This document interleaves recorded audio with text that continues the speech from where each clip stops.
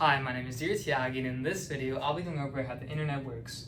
So right now, as you're watching this video, millions of data packets are being sent from a server that can be located thousands of miles away from you to your phone, allowing you to watch this video in real time as these packets are being sent in the span of milliseconds. Which is crazy to think about it, but the reason it all works is because of the internet.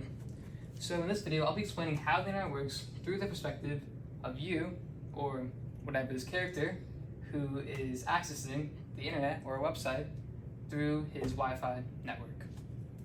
So to start, the first step in this process of accessing the internet is the first thing you need to do is your device is going to have a MAC address.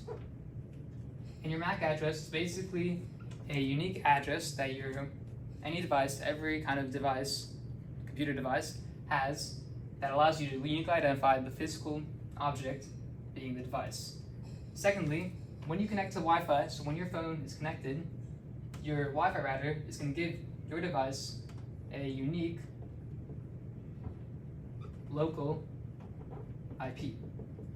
So this local IP is private, and it's just an IP address within your local access network, or your LAN.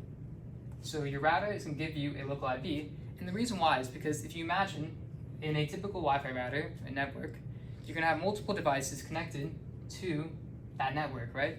And so the issue is if you didn't have this kind of unique identifier with your IP address, then your router wouldn't know how to send the request or the data received to the correct device, which is why we have this unique local IP, because it allows us, in conjunction with the MAC address, which allows us to actually send the physical request to the physical device, we're able to then process that request and data and send it to the correct device within the local access network. So that's the first thing you need to do before you even send a request. But now, let's say that you send a request to, let's say, google.com. So the thing about any kind of device connected to the network is it has an IP address. So we have a unique local IP. Our actual router has a public IP, so an IP that people can actually see and know about. And then the data, which is hosted on Google servers somewhere probably far away, also has an IP address. And so the idea is we want to connect from our IP address to this IP address and get the data from this IP address back into our local IP address. The issue is, as you can see, Google.com is not an IP address, that's just a name. And so the first thing we have to do is we have to resolve that name into an IP address for the actual server. And so the way we do this is we have two methods. We either check in the cache, so our computer basically caches websites, the IP addresses for websites that we frequently visit, like Google.com, or we have to send a DNS query to our DNS resolver, which is usually our router. So basically, when we send this DNS query, we're like, hey, what is the actual IP address of this website? And our DNS resolver looks at the whole table of IP addresses to names, and then it gives us that IP address based on what we requested for. So now we have the actual IP address for the server, and we want to make a request. So we have the IP address.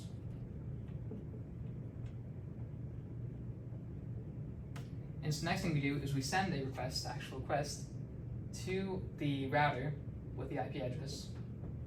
So our IP, we have an IP address with a request, and we send it to our router. Our router then sends that request to the ISP.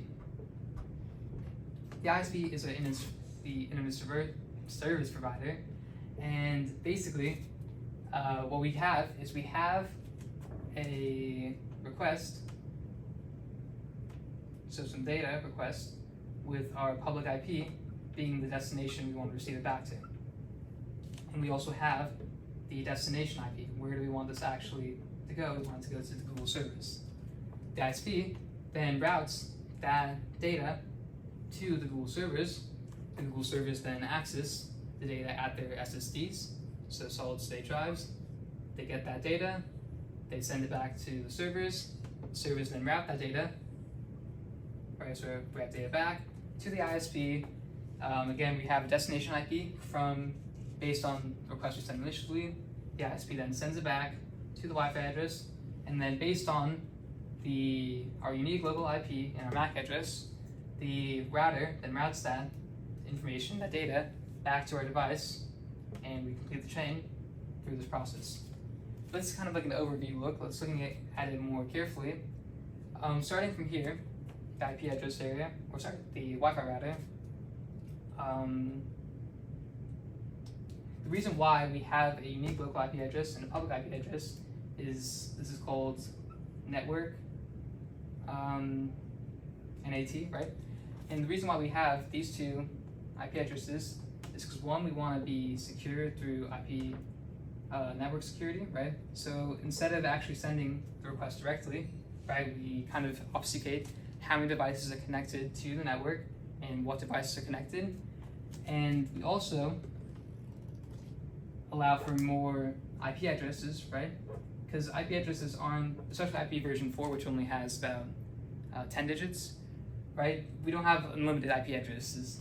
And so by having unique local IPs that are connected to public IPs, we're able to conserve IP addresses.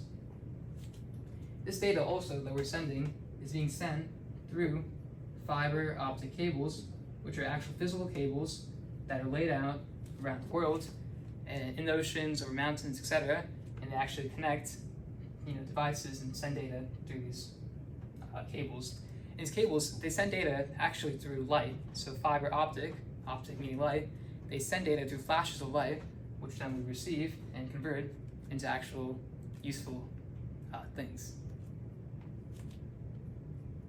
So this part here is also called the wide access network, so WAN, because it's connecting to the broader internet, and everything here is public versus our local access network, where we have the private IP stuff.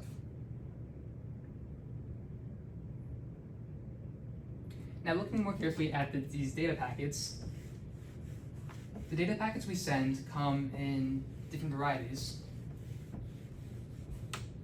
So when we send a data packet, the packet we send follows the Internet Protocol. In the Internet Protocol, basically these packets, we have a header and we have an actual data payload. So the reason why we use packets versus just huge strings of data, so whenever we have a video, we're going to have a huge string of data with zeros and ones.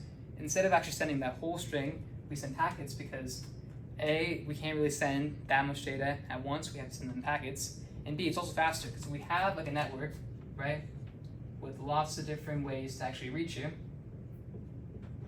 It's not really a great network, but there's lots of different ways to reach you. By using packets, we're able to go each packet into the fastest network at that time. So while this network might be really slow at a certain time, there might be a faster one, and by using packets, we're able to break it down, and we're able to send data faster because they're smaller, and there's different networks we can do based on the congestion of different networks. So the Internet Protocol contains the header and the data payload. The header has the destination IP. It's most basic. It has where the data has to go. And that's Internet Protocol. But the issue with this is we're not getting the actual information of what program it should be going to. So while this tells us the right computer the data has to go to, right? It doesn't tell us what program the data has to actually go to. And so on top of this, people have built this protocol called UDP protocol. And so with UDP, we still have the same header, data payload stuff, right? So header is telling us our destination IP and the data payload. But in this case, instead of having just data in the data payload, we have one more field called the UDP header. And so the UDP header has two things. It has the port number, which then allows us to actually access the right program on the device, right? And it also has this thing called checksum. So the issue is whenever we're transmitting data over long distances using these cables and these networks, The issue is we might be losing some of that data just to kind of like environmental factors, or just we're losing some of it, right? And so in order to actually see how much data we're losing, or if we actually got the whole package when we're sending it, what we have to do is we have to check if we actually received it all using the checksum. And just to make it really simplified, we basically have in the checksum, what happens is the server adds up the numbers of the data to make it really simplified, and then it sends that number in a checksum, and then we add up our data payload and see if the checksum equals this sum. If it doesn't, that means we lost data. If it does, that means we probably didn't lose any data, and it's all correct. So the UDP works and allows us to find the right program.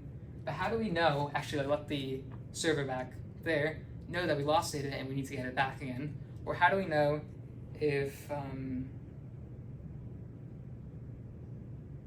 how to know what sequence to put in these data packets, right? Because these data packets aren't being sent sequentially, they're being sent, all at once, sort of. And so how to know how to actually remake that data when we get it back. And this is where TCP protocol comes in. So UDP is probably used for things like finding DNS, so finding a DNS resolver, while TCP protocol is used basically for things that need more security and more structure. And so with TCP protocol, same header data payload, but in this case, with the payload, on top of having this UDP header, we have some more attributes. So TCP has a lot more attributes, but kind of the main ones we have are, of course, we have the port checksum. We also have the sequence number. The sequence number tells us, it's just a number that tells us, what order the data packets should be reconstructed in. And we have this thing called an acknowledgement. So whenever we receive a TCP request, we're going to send another packet to acknowledge that we received the request. And so looking at this from a little diagram, let's say we're sending a TCP packet, and this is the receiver. So we send a packet, P1, right? The receiver receives it, it's going to acknowledge it and send an acknowledgement packet. Under TCP protocol, it's going to send this acknowledgement packet back to the sender, which lets them know that, okay, we received the packet. Now, once it receives that, it can then send packet 2. And let's say that it doesn't get that acknowledgement back. Or let's say it does, but it gets it after a long amount of time. What's going to happen is this sender is going to send another packet, P2, and it's going to just keep doing that until it receives all the packets. Now, obviously, the packets aren't being sent sequentially. The packets are being sent out, with multiple times, and we receive the acknowledgement back, then we send it again if we don't receive it. But that's kind of the idea of why we use TCP. It allows for us to actually do something if we lose the packet or if we don't get the right checksum value in our data.